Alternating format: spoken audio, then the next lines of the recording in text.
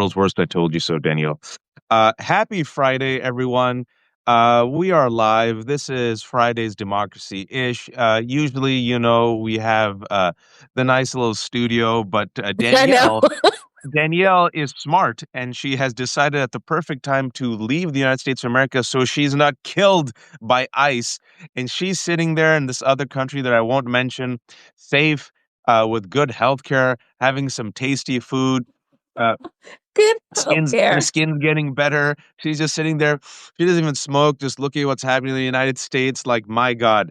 But I decided to do something a bit different. Before we get into the horrific news, as Danielle said, the mustard seeds of hope. So I'm going to give three Hmm. little mustard seeds of hope to make us feel a little bit better on this Friday before we talk about how the Trump administration wants to murder us, for lack of subtlety. And the first mustard seed of hope is this is the sixth anniversary of my 9-year-old daughter Nusayba ringing the bell, which means that she was declared cancer free at that time, and she is the recipient of what was once an anonymous liver donor, a man who gave a piece of his liver to a girl he had never met. Later, we found out that was Sean Zahir, a man who just Danielle lived 15 minutes away from us. Over 500 Amazing. people signed up to be a liver donor. Georgetown said that we had never received that many people to ever be donors. And then everything that could go wrong went wrong. Also with Nusayba, they said we've tried this many people. There are no matches, to the point where I remember the Georgetown administrator looked at me one time with tears in her eyes, and she says Nusayba's face dances around my head. I can't get it out of her my head. I have to we have to save this girl. And after setback, we had an anonymous donor. Excuse me, we had a donor. Everything was ready to go. And at the last second, Dr. Fishbein said, "I just don't feel comfortable." And all the other doctors said, "No, just go for it." And he just he had a spidey sense, Danielle. And he's like, Yeah. and it was like a gut punch. Literally, we were like, I'll never forget. My wife and I were like, "Oh my God." So we gave ourselves, pardon me for saying this, Danielle. I don't worry. We'll get into the show, but I hope this is, my wife and I remember I told my wife, I'll give us a day. Today we can be depressed. Today we can be angry at the universe. Today we can collect our breath. I mean, we were ready to go, Danielle. Can you imagine that? Like for six Yeah. months, stage No. four cancer. My daughter, I don't know if she's going to live. We need a full liver transplant. And we had the donor, we raised the funds, we got Airbnb or whatever hotel for them, and at the last second, 2 days before, the doctor said, "Nah," and then we're like, "What's gonna happen?" I told my wife, "One day, we get this one day, then tomorrow we get back and we fight." Couple of days later, Georgetown calls us and says, "Anonymous donor, can you bring her like in 2 days?" We're like, "Yes." Go there, it's supposed to be like a 9-hour surgery. The doctor comes out after 3 hours, and we're like, "Hey, man, aren't you supposed to be like in the operating room?" He's like, "Oh, it's pretty much done." And then we talked to all the nurses, and we talked to the other transplant doctor, and they said that was the easiest surgery that they have seen Oh, in their wow. entire career. They said their words, "It's as if the universe gave your daughter the perfect liver that matched up, like, how it, like, everything just matched up Yeah. perfectly." And then I'll end on this is that there's two doctors, right? So Dr. Fishbein is the main doctor, but then there's also the doctor that operates on Sean, who's the anonymous donor. And I met him, and this guy who's done hundreds of these surgeries, this grown man starts crying, and he goes, I just need you to know, you have a good man's liver in your daughter." And I said, "Why?" He says, "You know what the first question is when people wake up from this surgery?" I said, "I'm assuming if they're okay." He goes, "That's right. Am I okay? When can I go back to work?" You know the first thing that this man asked? And I said, "Tell me, when can I donate again?" And then he starts crying and he goes, "You just have a good Wow. man. You have a good man's liver in your daughter." And folks, I had no idea, Danielle. The liver grows back within a year. If you're the Yeah. donor and an adult, the liver grows back. And now his small piece of liver has been growing inside my daughter for 6 years. So she's 9 years old. She's cancer free. She's a little diva. She dances. Some good news. I love this. If everything looks bleak, folks, which it did for us, my wife and I kept saying, well, we're gonna invest in a better story. I don't see the end. The pages keep turning and we'll just keep fighting. And voila, She is alive, and we're very lucky. So that's one big piece of good news. I wanted to start off That with is that bucket piece. amazing good news. Congratulations to her and you and your wife and the entire family. That's just like, yeah, when you lose faith, that is a really, really great reminder. Yeah, because we could have easily said. I remember when I first found out, I was about to give a TED talk, folks. I was preparing to give a TED talk, a massive TED talk, and my wife called me. And my wife never cries. And I was in Vancouver, and she was like, it was like 3 a.m. I'm like, what's up? And she goes, Nusayba, there's bumps on her stomach. Oh, she probably ate something. And she's like, no, I'm at the ER. I'm like, you're at the ER? Did she eat? What did she eat? She goes, I think it's cancer. I'm like, what? I just left you 2 days ago, right? And I remember at that time, when you hear something like that, you ask God or the universe, why me? And you never get a response, Danielle. You never get a response. And speaking about losing hope, once you ask why me, it becomes quicksand because there's no answer. And so, what we were really lucky, my wife and I, is we replaced why me with what now? And that what now kind of saved us mentally and spiritually because, all right, like what can we control? And Yeah. I'm a dad. I'm an English major. I was so ignorant when my wife said stage 4 cancer. Danielle, I said, "Is that one of the good stages?" And she goes, "That's the worst stage." I don't know.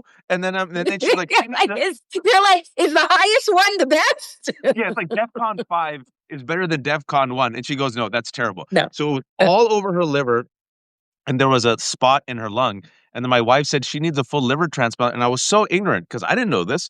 I'm like, what moron will give their liver and kill themselves? And my wife's like, no, no, no. An adult can be a live liver donor, give a small piece of the liver. I had no idea, folks, which is why I'll end. Thank you for indulging me. I'll end on this with this appeal. People talk about kidney donors, live liver donors. It's a real thing. So if you're an adult and you give a piece of your liver grows back, and then you save a life, and that liver goes into the girl. And as a result of Nusayba's story and the power of storytelling, I was on CNN at the time. I'm like, what can I do, Danielle? I say this because people say this to us all the time. I'm nobody. What can I do? I get this question all the yeah. time. So I was the same way. I'm like, I'm an English major. I'm not a doctor. My blood type didn't match. I was so useless. I couldn't even save my daughter by giving her my kidney. So I said, I ain't going to go out without a fight. I'll be damned if my daughter dies anonymous or as a statistic. At the very least, I'll share her story. Maybe it'll save her life. At the very least, maybe people will find out about being liver donors. Maybe, inshallah, it'll inspire someone else. So over 500 people ended up being potential donors. Sean Zahir was the lucky guy. And now, fast forward 6 years, and I promise I'll end on this. I get emails. I got an email in the summer from a woman in the Midwest who said she heard Nusayba's story, decided to sign up to be a liver donor. She matched, and it was in the local paper. Amazing. And there are a couple of people now who've signed up to be donors, kidney donors and liver donors, as a result of listening to Nusayba's stories, and lives have been saved. I'm done.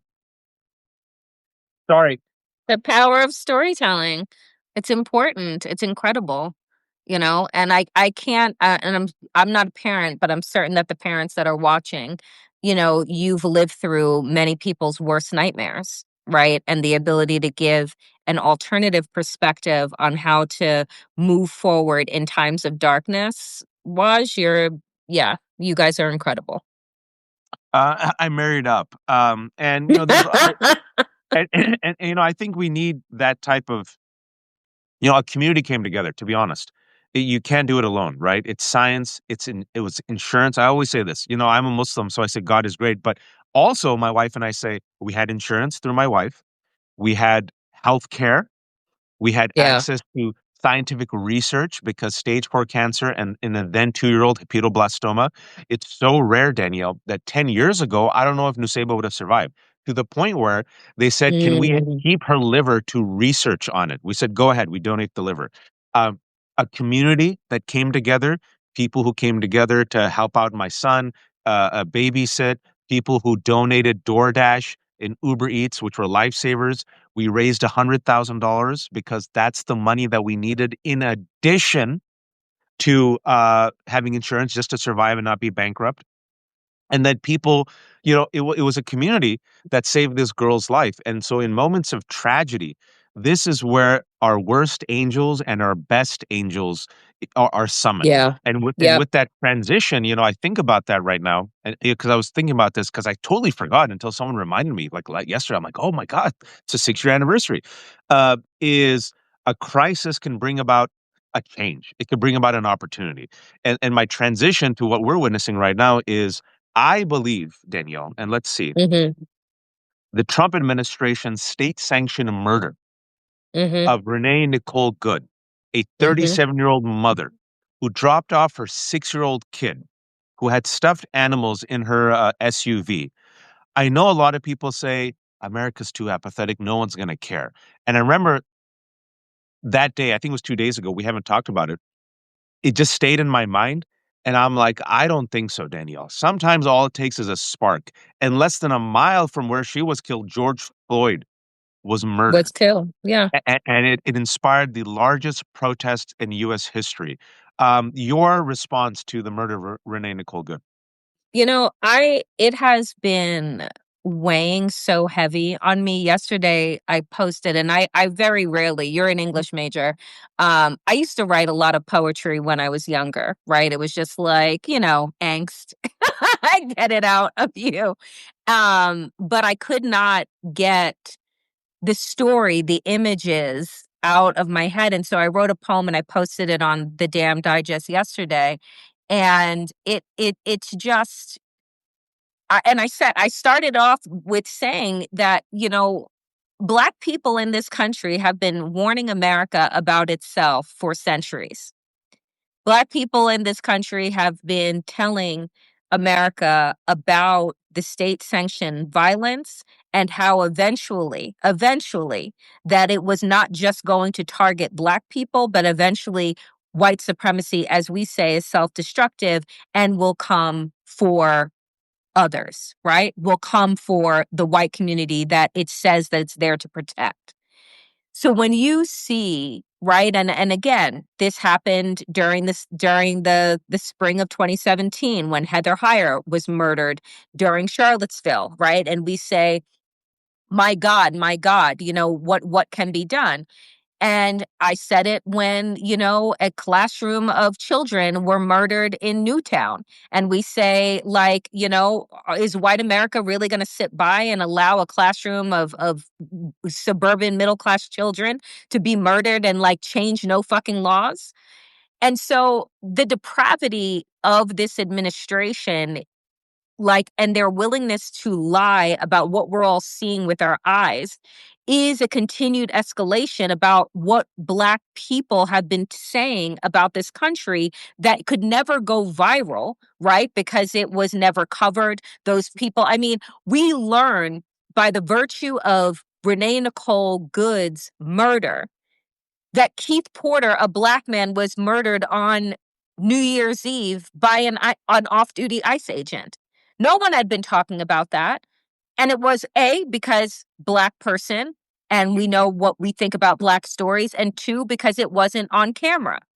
And so what we have always known is that when it's a Black person's word or Black community's word against white systemic domestic violence, whose word do they take? That's And right. so to see, so what I'm getting to is that to listen to these government officials stand before you, from Kristi Noem to JD Vance to Donald Trump, utter the same lines that they have told Black people to justify the murder of Black people, and use the same fucking language. The officer feared for his life. She's a domestic terrorist. She has been, radicalized.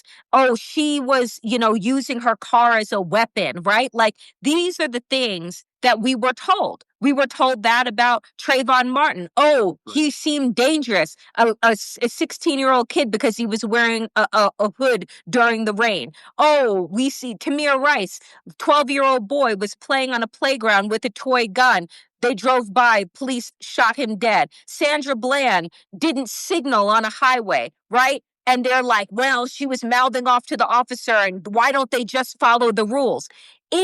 So when you see the same lies that have been used to justify Black death and murder over the course of centuries now be used to justify the murder of a white American mother. It's like, hello, we all saw it, right? Like we all fucking saw it. We saw every goddamn angle. And y'all are just standing up in front of us telling us to ignore the evidence of our eyes and believe the fucking lies that are coming out of your mouth. To listen to JD Vance talk about Renee Nicole Smith as if she was some type of fucking like sleeper cell terrorist in the middle of Minneapolis just waiting to spring into action. I like, my God, the sociopathy and psychopathic nature that is coupled inside of white supremacy and white nationalist thinking is something that is absolutely extraordinary and should be fucking studied. Because the way that that man stood up there and then followed it up by saying that they're going to be directing ICE agents to go door to door to door, right? Yep. Like the fucking brown shirts in Nazi Germany. And we're all just like, take these motherfuckers at their word because they're telling you that they don't care. And now 2 more people shot in Portland, Oregon. I mean, it's extraordinary. And I still say I don't know what is going to get Americans to be in the streets and stay in the streets, but having your government lie to your face so easily, so thoroughly should be enough. No, very good points. And, I'll put it simply that the war on terror has come home, like we warned about for the past 24 years. ICE was created in the aftermath of America's disastrous decision to do the war on terror, thanks to 19 foreign hijackers who brought down the 2 towers and attacked the Pentagon. We attacked Iraq. Afghanistan under bullshit pretenses, weapons of mass destruction. We created the Department of Homeland Security. We created the Patriot Act. We created ICE. It's not some institution that's been around, folks, since the 19th century. This country has no problem destroying the Department of Education, no problem destroying USAID. But for some reason, we can't touch ICE, Danielle, even though it's like, 23 years old. And what the rest of us said, especially those of us who are Muslim, brown, Black, Native American, because this has happened to our communities, but especially in the war on terror for my communities, and for anyone who grew up, we were on that age, we were marching, we were warning. We said, you are essentially giving the United States government a loaded weapon to be turned around and used against U.S. citizens. You have voluntarily given up your freedoms for the feeling of safety, Yep. which is Yep. what white supremacy does. We want to feel great again, so we're going to vote for Donald Trump, who's going to beat up our alleged enemies, and that gives us a temporary sugar high, right? That gives us a little boner as we go in and replace Venezuela's leaders and engage in a legal coup. Don't we feel good? Thump your chest, and we remove Saddam Hussein's statue. What's the blowback? What's the repercussions, right? The repercussions are that ICE is now being weaponized as Donald Trump's Gestapo to engage in state-sanctioned violence. If you think I'm being hyperbolic, you weren't paying attention to Danielle. Literally, we have seen from multiple camera angles that has now been audited by multiple news agencies that Renee Nicole Good was an unarmed 30s. I always say this, Danielle. I say this for a reason. Yep. 37-year-old white mother. I stress that white mother very deliberately. I saw the video. She tells the car to pass. The car passes, she brakes. She waits for the car to pass. One ICE agent says, go, go, go. Another one says, get out, get out, get out. She reverses the car. She turns away. The murderer was not touched in any way, shape, or form.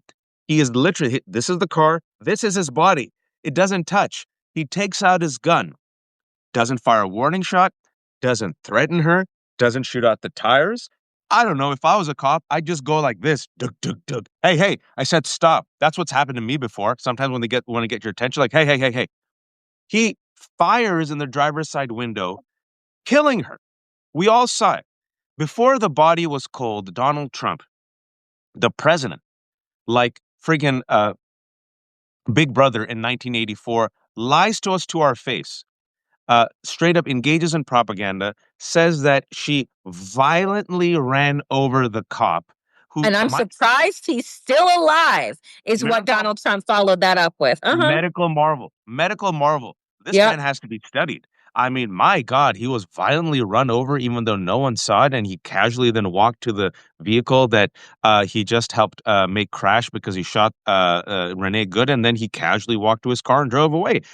May everyone who's violently run over by a car heal like this. Then Kristi Noem, folks, I'm just bringing the facts. Kristi Noem, DHS secretary, calls Renee Nicole Good a domestic terrorist Yep. who and says she weaponized her car and was trained to do this. And the reason why that's so important is on this show, Democracy Ish, we have tried to tell people exactly what Danielle has said. We have recited Niemöller's poem again and again and again. At Yep. first they came Yep. for her, and then they came for her, and then they came for her. And we kept saying, white America, fascists come for everyone. In September, they said Antifa was the terrorist group. In September, we saw in the National Security Presidential Memo 7, where Donald Trump has directed the entire agency, the entire government to go after radical left-wing terrorism. Some of the indicators of radical left-wing terrorism are anti-American, anti-Christian rhetoric. Well, you saw that in action with Kristi Noem openly saying she was trained to weaponize her car. Then you saw JD Vance yesterday call her a deranged leftist. He said, we're going to send ICE door to door. And furthermore, he doesn't know the law. He should give his money back to Yale, or Yale should give him back his money. He said, this officer has complete immunity, which means the vice president is openly telling Americans unauthorized, masked, armed ICE agents can unlawfully murder you, and we have given them complete immunity. And furthermore, we're going to take this Gestapo and unleash them door to door to door. And even if you are a white woman with a child, you're not safe. And as Danielle was saying, weapons of mass destruction to justify Yep. these. Black people simply existing. He was resisting arrest. How come he didn't listen to the officer? Mike Brown, the 15-year-old, you know what they said? Oh my God, he was like Hulk Hogan. Trayvon Martin, oh, he was bigger than how he appeared. Breonna Taylor, did you know her boyfriend was a drug dealer? This has been Native Americans. They resisted arrest, which is why we had to go in and massacre all the indigenous Americans and break our treaties. The Japanese Americans, we think they might be a subversive element during World War II, which is why we have to invoke the Alien Enemies Act and intern them. And later it found out no evidence. Now it's happening to white America, Danielle. And I ask you, do you think white America is finally going to wake up? I don't know. I gotta honestly say, I'm not sure. I don't know how many more incidents we need. I mean, again, what is today? Today is January 9th. January 9th. It is January 9th. We are 9 days, a week and a few days into this new year. We have now experienced neo-colonialism and an invasion of a country, kidnapping of a president, murder of an American citizen. We have watched now Minneapolis, just put it this way, following this horrific murder, has had to shut schools down for the remainder of the week because of the fear of the federal government attacking students, which was recorded on camera as ICE agents went to a high school tackling and throwing children up against the wall. So school is canceled because of the federal government's Gestapo. I want folks to really fucking understand that. Right? So I think I don't know. I don't know how many and unfortunately the other piece of this is we know of over 30 people in ICE detention that have been murdered. Yep. Keith Porter, who was the man in LA on December 31st who was shot and killed by an off-duty ICE agent during a New Year's Eve celebration, whose name was only surfaced because of the murder of Renee Nicole Good. It's 9 days. So I don't know how many more of these we can take. I don't know how many more of these weeks that we can take.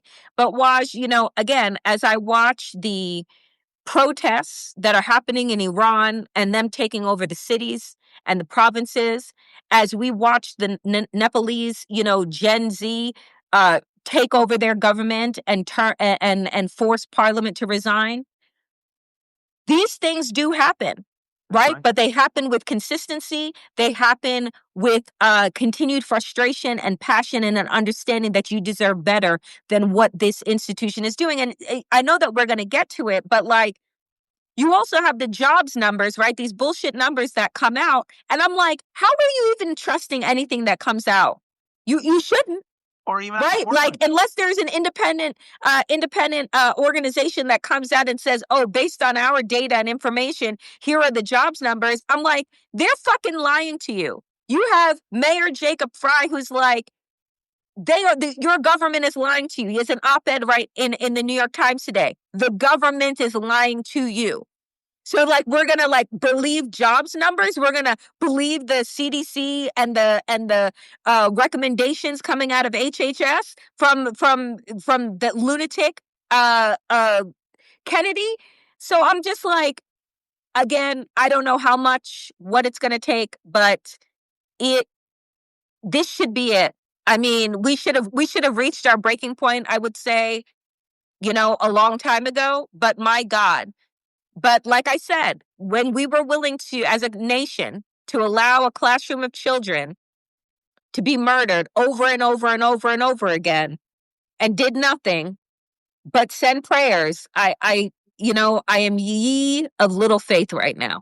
This is America. I know people always say, and Joe Biden and other folks have always said, it's usually not always people who are affluent, people who are somewhat privileged, and or people who are white, who have often said, this is not who America is. And then you hear poor people of all ethnicities, black people, indigenous people, Latinos, Asians, Muslims say, no, this is America. And I've always said that Donald Trump is as American as apple pie, rape, and slavery. He is the manifestation of America's greed, white supremacy, and misogyny. He's not the sole representative. He's not the representative, but he is a representative. You have the Statue of Liberty welcoming immigrants like my parents and your parents, and then you have Donald Trump trying to grab her by the pussy.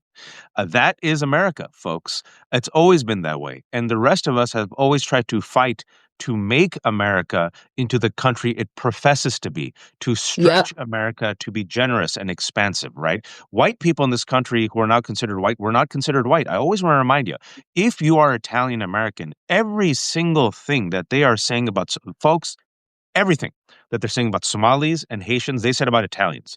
I did this research on Islamophobia like 14 years ago, and we found in the 1920s what they used to say about Italians and Jews. You just replace Jew, Italian in the 19th century, replace Catholic, Irish, and put in Muslim. Fifth column, they'll never integrate, inherently violent, criminal. They will outbreed the native population, right? Which just shows you it's all a myth. White supremacy is a myth. It's a delusional, violent fantasy of fragile people, right? People who want power, people who want land, people who want money. It was created in the United States of America. White, rich landowners, non-white, everybody else. To the point where even the poor whites weren't white until they became white because they had the melanin for the protection. And then you see people like black folks who've been in this country longer than the Irish or longer than the Italians, and they still aren't considered American, right? And so now you have a white supremacist regime. And folks, call it that. Who else would use the word remigrate, which is a white nationalist term for ethnic cleansing, not once, not twice, but three times tweeted from the DHS account? They're telling you the plot. And what we've always said is white people, or those who think they have the complexion for the protection, or those fellow brown people, I'm speaking about my own community, who voted for Donald Trump for the tax cuts, who wanted to go after the Yep. trans because they thought it was gross, who drive a Tesla and drink rosé with Karen and golf with Chet. And Chet says, you're the good one. And you say, I am the good one. Why can't the rest of them be like you? I don't know, Chet. They're just lazy, and who look down upon the Latinos and black folks and who lifted up the same ladder that brought them to this country. Told you so. number one. And number two, and I'm talking to JD Vance's family. JD Vance's family, and I'm not talking to JD Vance. Your family looks a lot like me. Yep. And if we're out and about and there's ICE and these thugs that they've now recruited, they're going to look at your family. They're going to look at me. They're going to, and it doesn't matter that they're related to you because what they're going to see is the enemy, the invader. That's what bigotry does. And this mother effer, I think why JD Vance is the worst of the worst. First of all, you know he has no courage in his convictions. You know he's changed his opinion more times than he's changed his name. You know he's the one who hated Donald Trump, but then all of a sudden became Trump's lackey. You know Peter Thiel has groomed him his entire career and put him there to help the oligarchy. He is married to a Hindu American woman. He has two biracial kids, one of them whose name is Vivek, and his brown immigrant Indian Hindu family has welcomed him as their own, and he just yesterday threw them all under the bus just to get power. That guy is the worst piece of shit in America. What do I you say think to a that man like that, Danielle? yeah, I think that he is wildly dangerous, right? Which is what we see because I mean, my God, you almost have more like give more credit to somebody who has always been a racist, who has always been a piece of shit, who is always like this is who I am, than somebody that changes their opinion and their positions and their values with the wind or whoever throws enough money at them. He's a hooker, right? Like he honestly is. He's a whore for white supremacy because he No, had Daniel, Peter go Thiel as old his school, not just a hooker, but a two-bit. hoe. Oh, a two-bit hooker. You know my favorite, a two-bit hooker. That you're like, Peter Thiel threw money at him and he said, how would you like me to dance for you? Right? And so you look at this man and if Donald Trump at any point in time, right? Like over the next, doesn't finish out his 3 years. If for some reason Donald Trump goes down or is, whatever, you will see a whole different JD Vance. The JD Vance that you're seeing right now, the cosplaying tough JD Vance, is not the one that you're going to see moving forward. Right. And so he is doing his best to be, and I'm like, I almost think that he gets off stage and he gets off camera and he's like, did I do good? Do you think Trump liked it? Do you think I seem tough? Like, should I do it like this next time? Like that, it's all an act for him. Right. And that's what makes him that's what to me makes him more pathetic and disgusting than the rest of them. And he's probably like, what did Erica think? Did she like it? Did she notice I'm doing Oh, push-ups? you know that she probably text him right away. You look so great, so presidential. Erica has grieved in a way that I've never seen a widow grieve before. It's almost like she grieves in eyeliner and with sparkles. It is fascinating. I've never seen a more lucrative grieving process than what Erica Kirk has gone through, Danielle. I mean, I think it's extraordinary. Like to grieve on tour, who would have thunk it, right? Like I never would have thought to myself, uh, let me milk this for as much as I can. But she's just like, yes, I'm grieving, and I should grieve in every state with every kind of spandex and every type of pyrotechnics possible. Like the bigger the pyrotechnics, the bigger her pain of the loss of her husband. It's a real. I mean, wow. Hold on one second, Danielle. Your words just inspired. I know. Sorry. Okay, I'm better. And this, You're by the way, better. folks, is a lactate pill. I have thousands of these because once you're 40, you become lactose intolerant. This is what happens to all Asians. It's the curse of. It's how God made our life a little bit more difficult.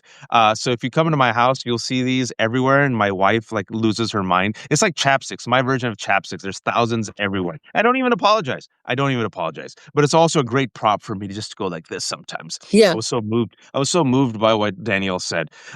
Danielle, in addition to what's happening, let's talk about what's happening abroad because Donald Trump hasn't stopped. Another Oh piece of no. a, a little piece of good news, and this is what. Well, let me put it this way: it's only 9 days in. Let's see what happens. But there's overreach, folks. I don't buy these numbers. Also, I don't believe anything what the government says. I had two doctors on yesterday. I'm going to have the conversation up this weekend. Exactly what Danielle said. These are two ER doctors, Dr. Rob Davidson, Dr. Ford. Fantastic conversation. They answered a lot of your questions. They said, yeah, We doctors are telling you not to trust the CDC. Economists are saying Yeah. we cannot trust the government because the government doesn't release the data. Donald Trump fired Dr. McCanterfer, who is the head of the Bureau of Labor Statistics, because he didn't like the job numbers. Even right now, today, as Danielle said, if you haven't seen the news, they're like, "It's modest growth." Uh, I don't buy it. And even if this is modest growth, job numbers added, stock market's going great, people don't perceive it. That's the one thing you can't BS people about what's in their wallet, right? So if you look at the latest poll numbers, he is negative double digits in the 20s, negative on inflation, on the economy, on the trade war. They could say whatever they want, Danielle. People ain't buying it. He's negative double digits on healthcare. He's negative double digits on immigration because he's overreached. My prediction is a large swath of America, even moderates, conservatives, independents, they see a white woman killed and then they see this cover up. And literally, folks, another thing we didn't mention, there is a cover up. The FBI is not working with Minnesota police, and the Minnesota police has been denied access. If there was nothing to hide, why would they be engaging in a cover up? And speaking about cover ups, we have not forgotten. Trust me, folks, we have not forgotten it. Left Hook hasn't forgotten it. Damn Digest hasn't forgotten it. Our allies haven't forgotten it. He is negative 30 on the Epstein files. And those Epstein Oh, files, it's yes. going to be drip, Remember drip, drip, those? drip. It's going to be drip, drip, drip, drip, drip. And two things can happen at the same time, Danielle. He can further hit the oligarchy's white nationalist agenda to drink the world's milkshake and distract.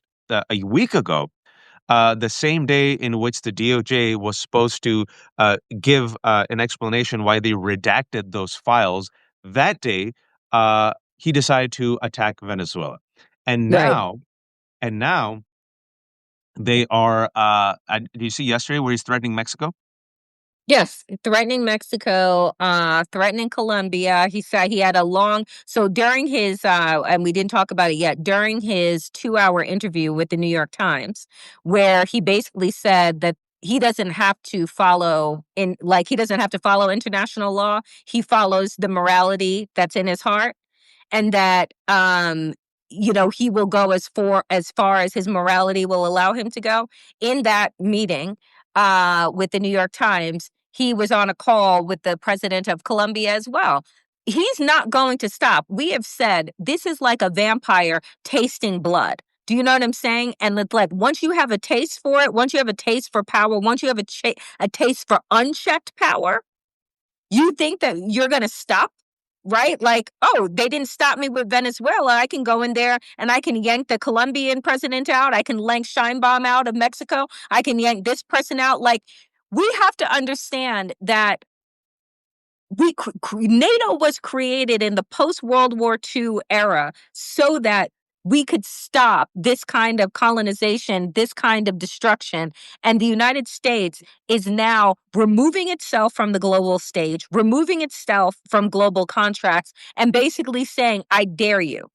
I Yep. dare you to come for me. I dare you to challenge me. I was listening, Waj, also to people on the ground in Greenland and saying they're terrified. They're like, I'm having nightmares, right? Like, this man doesn't respect us. He doesn't respect us as human beings. He doesn't respect us as sovereign people. And you see the tepid response from European leaders. So America has been an unchecked monster that has been growing in size and power for centuries at this point, and thinking that they were always going to remain on the good side, right? The supposed good side of the moral arc. And now we've broken it in half, and Donald Trump is selling it for parts. And speaking about, look, folks, there's always consequences. There's always blowback. We're old enough to remember the folly of the war on terror, but because we live in the United States of amnesia, run by the world's worst people, we keep repeating these mistakes, especially in Central and Latin America. It never goes easy. Regime change is nothing new when it comes to America, right? Causing dissension is nothing new. Uh, Supporting the worst criminals and torturers and human rights abusers is nothing new. Literally engaging in empire for the sake of profit is nothing new. It always has a negative consequence. This is just the New York Times from today. Trump is making a power play in Latin America. China is already there. Who was the biggest consumer of Venezuelan oil? China.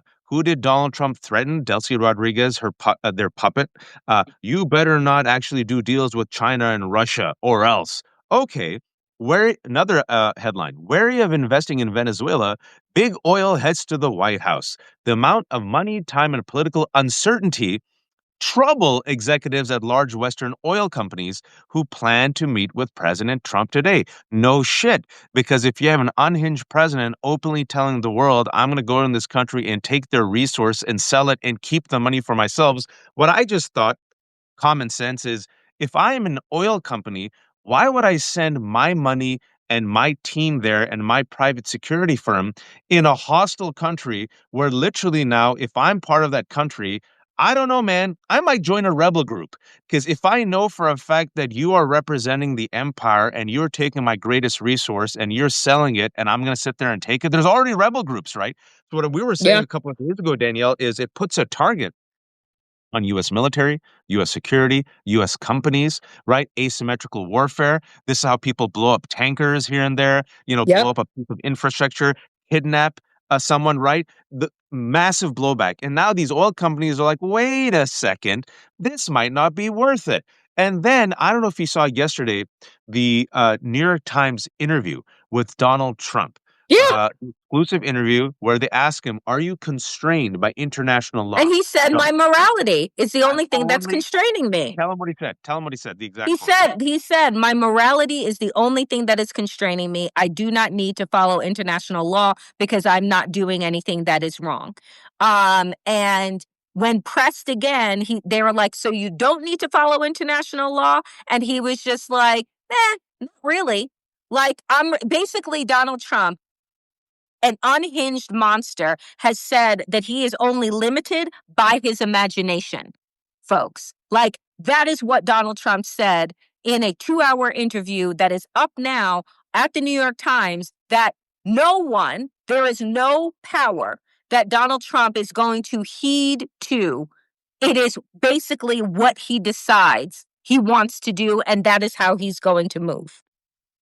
If you said, if you told me without telling me who said it, that was a quote from Putin, uh, President Xi, MBS, even then I'd be surprised because I'm like, they're not that blunt.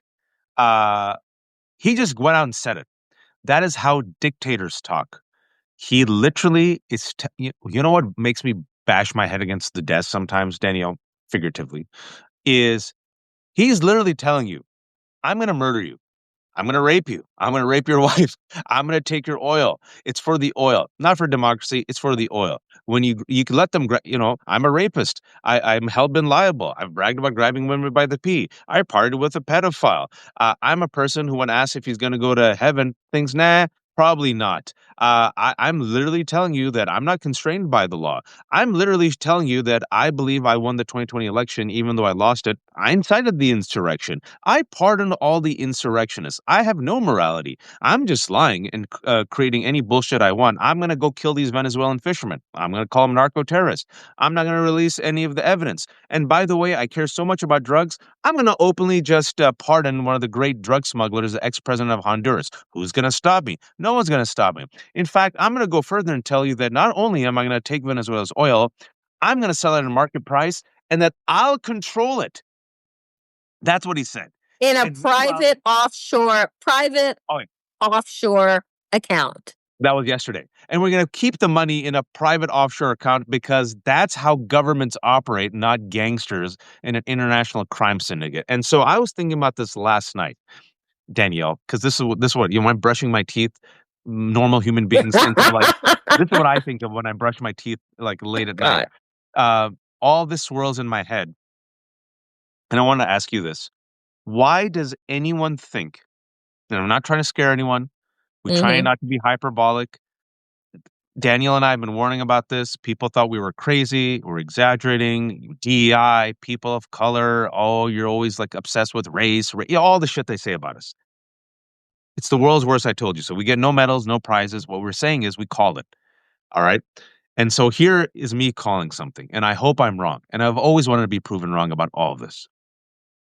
Why does anyone, Danielle, think Donald Trump is going to leave I peacefully? have no fucking idea. because he has told you now, I'm not bound by any rules. He has told you, I am building up my Gestapo. I'm going to send tax dollars wherever, with the American people's tax dollars, wherever I want, to whatever end I want. He knows that unless there is a major uprising inside of this country, he is golden. There are no restraints. The Supreme Court gave him complete and total immunity. He now, Congress, after the fact, wants to write up a war powers. And I know that you say that it's good news, but I'm like, he didn't need your fucking permission slip in order to go into Venezuela and kidnap the president and first lady in the first fucking place. So you think that he's going to be like, oh, well, now that they've signed off, I guess I can't do anything further there militarily. Who gives a fuck? What are they going to do? Right? Like, what are they going to do? So this is the situation that has been created out of what happens when you neglect democracy, when you allow yourself to be wrapped up in the fucking narrative of wealth and patriarchy, and you think that like this guy is going to do something for you, right? He's going to validate your white existence in some way, shape, or form. And then you have, we're locked inside of a two-party system where one of the other parties is like, we need a new word for feckless because I don't know what the fuck to call them. Like, Oh, feckless. Use that word. Listening to Jeffries, Hakeem Jeffries was asked yesterday, are you going to do any budget maneuvers in order to lessen the budget of Homeland Security and ICE to halt their action in some type of way? He said, no, we're not focused on that right now. Motherfucker, what are you focused on? Your next fucking Biggie reference? Like, what the fuck are you actually focused on? I have no idea. And what Danielle's talking about, folks, is a few folks like Chris Murphy, Representative Jay Paul, and others have said, wait a second, we don't need to fund this government. Funding's coming up, and specifically funding of DHS. So, like, shut down the government. They've asked us to fund DHS. No. And I have to ask you, and this is where, Danielle, I'm getting less pushback more and more because you and I have been very blunt about culling the Democratic establishment. You and I have been very blunt Yep. about not just the failures of Schumer, but Jeffries. And anyone who's been watching the Left Hook and Democracy-ish and Damn Digest knows for over a year we said these people aren't built for this moment. They're not made for this fight. We said they will fail you, right? And then you side with Zohran Mamdani in the last 2 months, and now you're seeing it. This is who they are. They're not going to change. They want restoration. It's part of the big club. Literally, there is no reason to fund this government to kill us. They want to fund the agency that murders U.S. citizens. And now some Democrats are getting really angry. They're like, shut this government down. And I'm like, yes, the government should have been shut down, but it was 8 centrists, moderates who caved, all paid off by the airline lobby. Schumer and Jeffries are perfectly fine funding DHS that is led by Kristi Noem that has rationalized her agents murdering a white woman.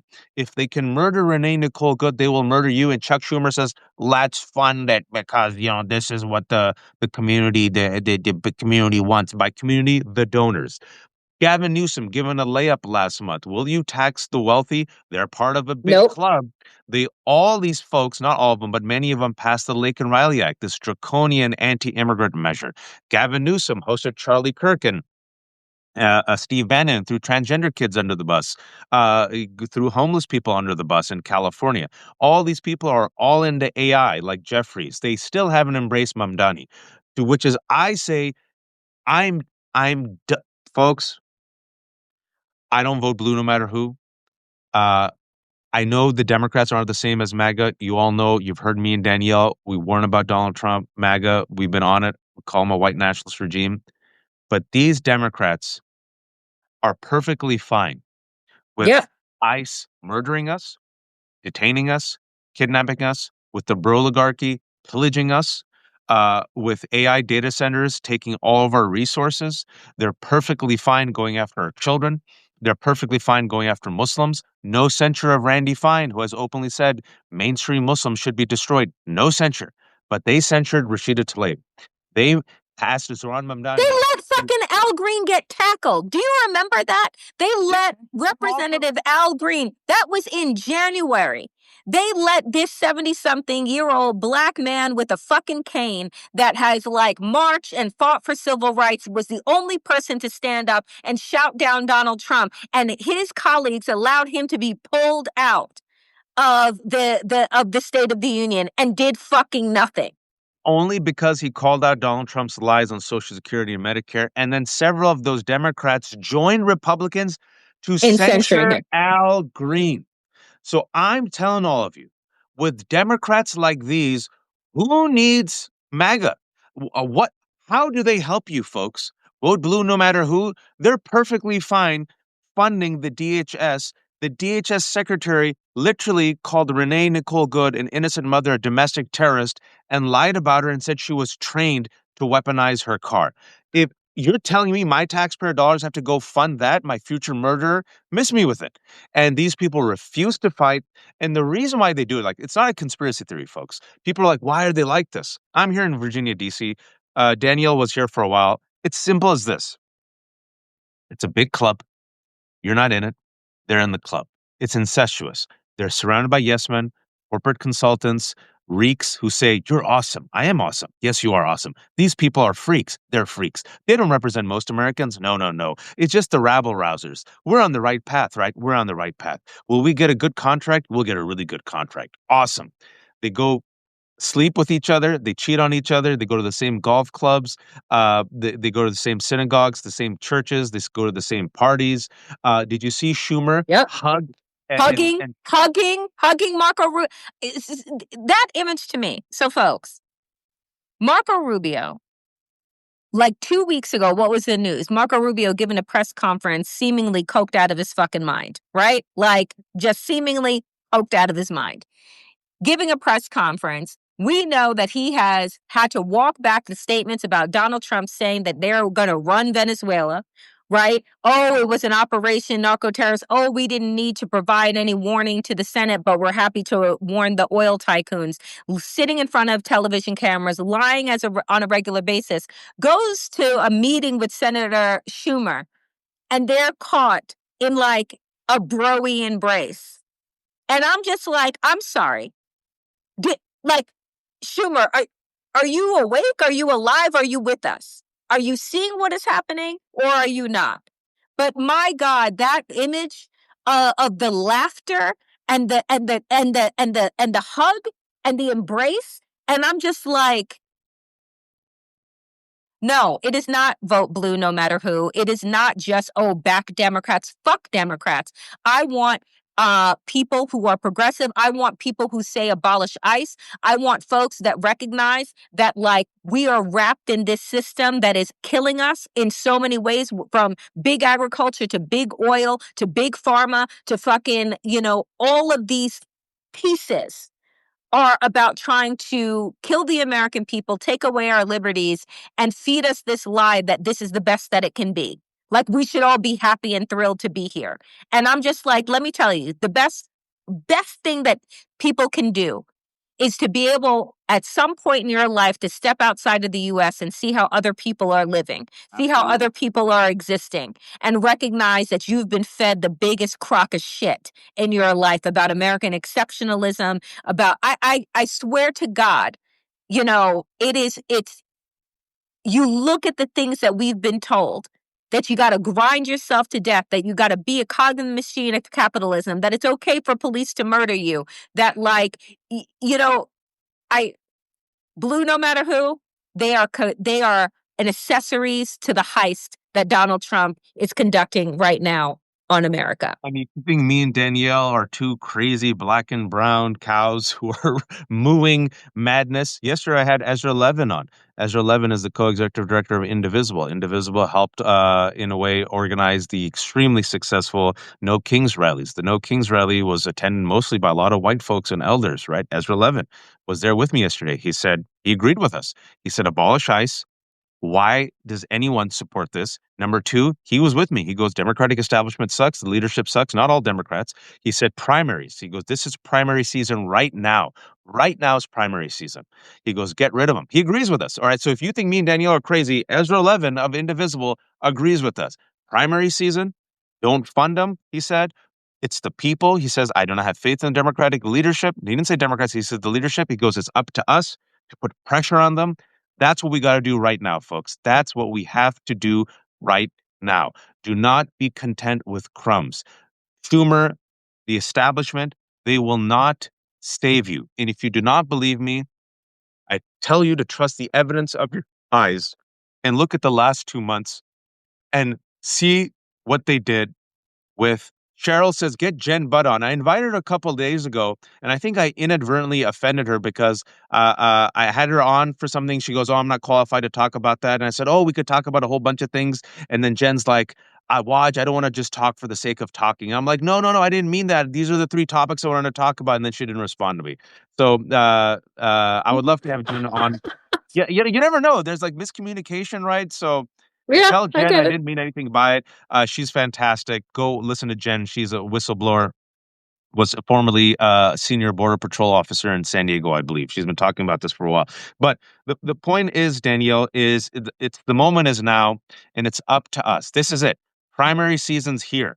Right now, you have to put pressure. And as I was saying, is if you think we're being too cynical, I give you Zoran Mamdani. They still haven't embraced Mamdani. They were willing to embrace And Cuomo over Mamdani. and What I'll more do people say need to see, Danielle? in the 8 days, 9 days now that Mamdani has been mayor of New York City, he has brought in universal, universal, what was it, for 2-year-olds, universal care, for toddlers on down, which is what everyone told us couldn't be done. Him and Hochul just signed legislation yesterday dedicating billions of dollars to the care of children um, in New York City, and it's day 9. So, it's incredible where we are because I believe that more people are conscious now than they have ever been at any other point in American history. It's just a matter of what is it going to take to create the kind of resistance and rebellion that is need to topple this regime. I know that you're talking about primaries and saying that now is the time, but I'm telling you, we ain't making it to November. We ain't making it to November. We are 9 days into this shit. We ain't making it to November. And he ain't And he ain't leaving. he ain't leaving. He ain't leaving. They ain't leaving. That's why they're talking the way that they're talking. That's why they're doing the things that they're doing, because they know that the only thing that is going to remove them is going to be an uprising. And that is what they are militarizing the ICE agents, recruiting at the rate that they're recruiting, pouring money into it because Right. they need the bodies. Because Right. right now they do not have the bodies to withstand the resistance of the masses. And this is when I say, when they begin to escalate, understand that they are also at their thinnest and weakest point. Donald Trump is trying this new wave of manifest destiny. It is going to stretch It's our already happening. military. It is going to stretch the resources. And so we have to be able as a people to take advantage of that with the national strike. Death through a thousand cuts, folks, is not going to be a haymaker. He's overreached on immigration. He's overreached on the economy. He's now overreached on foreign policy. He's overreached on healthcare. The numbers, I think, are far worse than people realize. You're seeing slight dissension. And the Epstein files, the biggest club is the Epstein files. I'm sorry, but that's the truth. That's the biggest club. It ain't going to go away. It's the one thing that unites nearly 80% of Americans is that they are not for powerful men raping girls. They want a release of the Epstein files. And the reason why they can't is because the president is all up in the Epstein files, and most likely he raped girls and young women with the most notorious pedophile on earth. All in. Everyone has a role to play. Everyone has a role to play. There's resistance Yep. upon multiple levels. Like we learned in Andor, there's not enough of them. They don't have the numbers, and all it takes is a cut, a leak, and eventually becomes too much. Right? Drip, drip, drip, drip, drip, flood. But as they're about to drown, they're going to become extremely dangerous. That's what Danielle is saying, and we're seeing it. These people will not leave without a fight, without an insurrection. They'll burn the entire world down if they have to. He is a desperate rat surrounded by reeks who are completely committed to this project and know full well they have committed crimes. If you don't believe me, Donald Trump told the ICC, we will sanction you unless you promise not to come after us or indict us. Who Yep. does that? A criminal does that. Folks, I'm going to have Olivia Troy on in a couple of minutes. She was in the first Trump administration national security advisor, and she'll tell you exactly what the plot is because Stephen Miller, she said, dreamt of bombing Mexico. She'll be on in a minute. I'm a few minutes late, but Danielle, shamelessly promote yourself to the 2,000 people watching. Amazing. Thank you, my friend. Folks, you're watching this on The Left Hook and The Damn Digest. We are terrible capitalists. So if you do have a few dollars and you have the ability to become a paid subscriber to both of our channels, please do consider doing so. Never we will put our content behind a paywall. We believe that that's where critical thinking and what's left of democracy goes to die. So if you do have a few bucks, do consider becoming a paid subscriber. It helps us be able to do the work that we've been called to do, and we appreciate that. Thank you all. Like Danielle said, we have a special on in the new year. It's a Yes. 20% off special for a Damn Digest, 25% off for the Left Hook. I'm putting my link here. I already put Danielle's link there. It's $3.75 forever. It's $3.75 a month forever in this month. So if you've been watching us for the past 3 years and you have not become a paid subscriber, it's independent. This is how we feed our 800 children and 3 cats. And Danielle is able to enjoy some nice coffee, her one treat. If you don't have the money, yeah, the one treat, she goes, I'll take you, universe. Right. Yes. Yeah, if he goes, I will not drink shitty coffee. I've earned this. I've And earned this. if you don't have the money, just be a subscriber. The hearts, the likes, the shares. I know this sounds ridiculous. It's how the algorithms work. Danielle has a YouTube channel. I have a YouTube channel. Subscribing for free, liking the video. I know it sounds ridiculous. It's just how it works. The more you get it, the more they elevate this content and the more people see it. So at the very least, become a subscriber. If you have $3.75, go give it Danielle. If you have another $3.75, give it to me. Become a paid subscriber. Enjoy your weekends. We will be back Monday. Danielle, you're still Monday. traveling, right? Yes, but back on Monday. Back on Monday, folks. Be kind, be healthy, take a rest, and please, oh please, don't Please, be yeah. fascist. Don't be a fascist. Thank you, Bye, Danielle. Enjoy. Wash. Safe, Thank safe travel. you. Thank you.